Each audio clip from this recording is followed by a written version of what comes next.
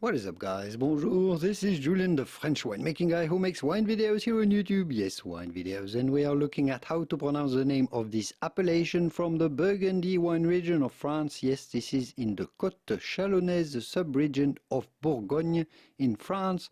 The wines from Montagny are Pinot Noir and Chardonnay wines. There are a few Premier Cru vineyards.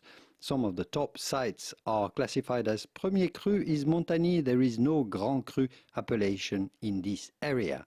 So how do you go about pronouncing this with the typical French pronunciation? Pretty straightforward, Montagny. The wines from Chardonnay and Pinot Noir of Montagny.